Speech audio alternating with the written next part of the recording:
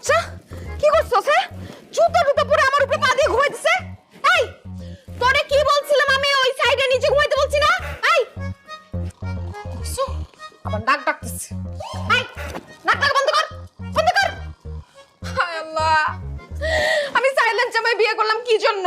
যাতে মুখটা বন্ধ থাকে, কথা না বলে। মুখ বন্ধ হলে কি হবে? নাক ডাকা তো বন্ধ হইতেছে না। এই নাক ডাকস কেন? চুপ চুপ।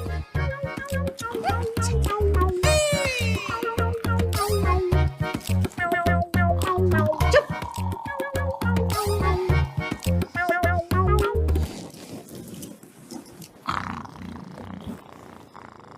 চুপ।